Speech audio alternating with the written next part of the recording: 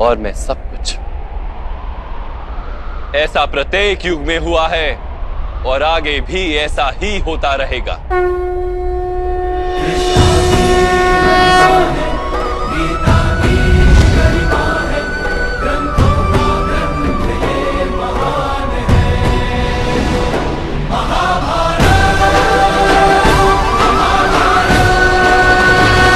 जब तुम आत्मज्ञान प्राप्त करोगे पार्थ, स्वयं को मुझसे जुड़ा ही पाओगे। तब तुम भी मेरी ही भांति स्वयं को परमात्मा के रूप में देखोगे। किंतु उस पद को प्राप्त करने हेतु मेरे प्रति संपूर्ण समर्पण अनिवार्य है। समर्पण क्या है मान? समर्पण मन की ऐसी स्थिति का नाम है जब मनुष्य अपने सारे संकल्पों का त्याग कर देता है, स्वयं से किसी प्रकार के निर्णय अथवा प्रण भी नहीं लेता। जिस प्रकार के कार्य उसे दिए जाते हैं उसी प्रकार के कार्य करता है। वास्तव में समर्पण का अर्थ होता है अपने आप, अपने मन को, बुद्धि को, ज्ञान को, इच्छा को, आशा को, अपनी भावनाओं को, अपना सब कुछ किसी को अर्पण कर देना। और ऐसे समर्पण को भक्ति कहते हैं।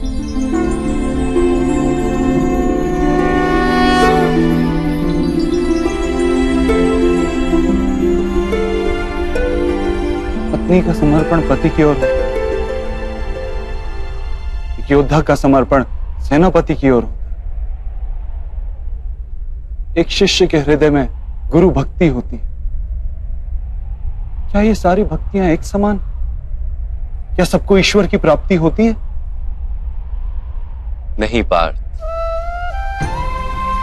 मनुष्य जिसके प्रति समर्पित होता है उसी के रूप में ढलने लगता है। उसके मन में कोई संदेह, कोई प्रश्न जन्म नहीं लेता। किसी दुष्ट के प्रति समर्पण उस मनुष्य के कार्यों को दूषित कर देता है। अंगराज कर्ण ने धर्म को जानते हुए भी द्यूत सभा में पांचाली को अपशब्द कहे थे। जो 5-5 पुरुषों के साथ संबंध रखती है, वैश्या होती ऐसी स्त्रियां, वैश्या होती ऐसी स्त्रियां। उसका कारण था अंगराज का भ्राता दुर्योधन के प्रति समर्पण। इस युद्ध में उन्हें जो दंड मिलेगा वो किसी जन्म या जाति के लिए नहीं, अथवा एक दुष्ट के प्रति समर्पण के लिए उन्हें दंड मिलेगा। इसलिए हे धनंजय,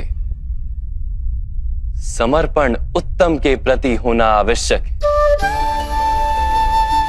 उसी से मनुष्य उत्तम बनता है। लोहे की माला से अपराधी बांधा जाता है, पीतल की माला से मंदिर के दीपक को बांधा जाता है, और सोने की माला को आभूषण बनाकर गले में धारण किया जाता है। पति भक्ति, स्वामी भक्ति, मित्र भक्ति, ऐसी अनेक भक्तियां होती हैं पार्थ, किंतु सबसे श्रेष्ठ भक्ति तो परमात्मा की भक्ति होती है।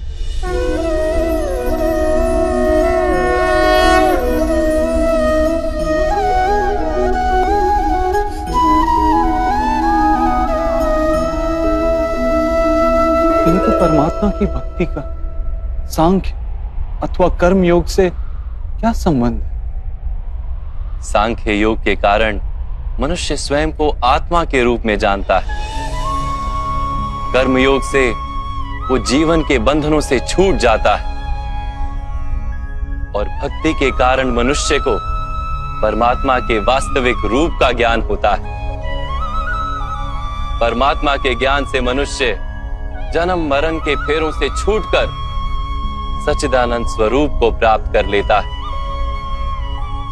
परमात्मा में समाकर स्वयं परमात्मा हो जाता है।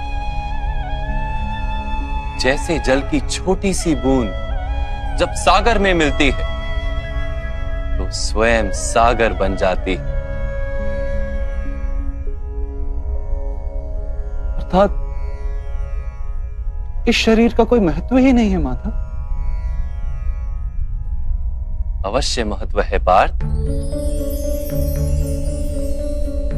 शरीर के माध्यम से ही मनुष्य को परमात्मा का साक्षात्कार होता है। मृत्यु और नए जन्म के बीच के समय में आत्मा के ज्ञान में वृद्धि नहीं हो पाती। इस जन्म में प्राप्त अनुभव, ज्ञान, विचार और अभ्यास को लेकर आत्मा नया शरीर धारण करती है। आत्मा की प्रगति और अधोगति शरीर में रहकर ही संभव है।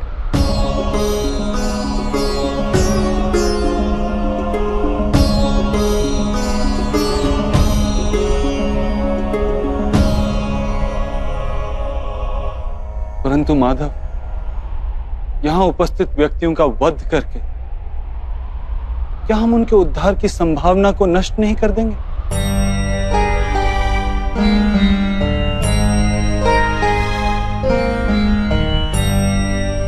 तुम्हारे शत्रु धर्म की मर्यादा को तोड़ चुके हैं पार्थ।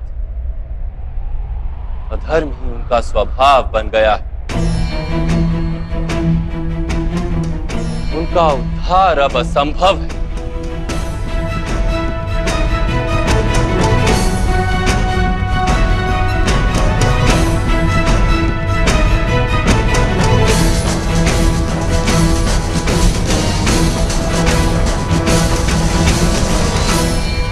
अपराधी को एक सीमा तक ही उद्धार का अवसर दिया जा सकता है।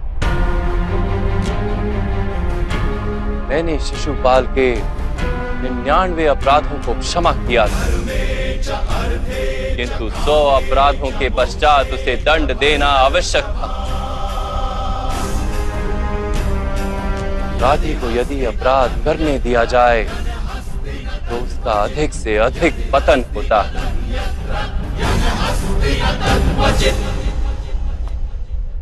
उसे अधर्म से रोकने में ही करुणा है धनंजय। ये आत्माएं मरेंगी नहीं। अधर्म से दूषित शरीर का त्याग करके नया शरीर धारण करेंगे और उस शरीर में उनकी प्रगति की संभावना अधिक होगी। इस विचार से यदि तुम युद्ध करोगे तो वो उचित है। मनुष्य का शरीर उसकी संपत्ति भी है और मर्यादा भी। धर्म के मार्ग पर प्रवास करने वाला मनुष्य अपने शरीर को शुद्ध करता है और उसके माध्यम से आत्मा का साक्षात्कार करता है। इसी को क्षेत्र क्षेत्रज्ञ संबंध कहा गया है। मैं इसका तात्पर्य नहीं जान पाया माधव। जब मनुष्य ये जान लेता है कि उसका शरीर एक भूमि का टुकड़ा है अर्थात क्षेत्र है और वो उस शरीर में रहने वाला, उस शरीर को समझने वाला अर्थात क्षेत्रज्ञ है, तब वो शरीर के माध्यम से अपनी प्रगति साध पाता है। आत्मा शरीर में रहकर 3 गुणों का समतोलन करती है। तमस को घटाकर सत्व को बढ़ाने का उपाय करती है और ईश्वर की भक्ति करके परमात्मा के साथ एक हो जाती है। भक्ति कैसे की जाती है माधव? क्या समर्पण ही भक्ति नहीं? नहीं पार्थ, समर्पण तो भक्ति का प्रथम चरण है। वास्तव में भक्ति किसी कार्य का नाम नहीं, वो तो केवल मनस्थिति का नाम है। आवश्यक है कि मनुष्य जब तब यज्ञ, याग, यम, नियम, योग और स्वाध्याय के माध्यम से अपने अंतर को शुद्ध करे और परमात्मा के प्रति समर्पित रहे। मनुष्य अपने सारे कार्य, सभी कार्यों के फल, अपने जीवन का प्रत्येक श्वास परमात्मा को समर्पित करता रहे।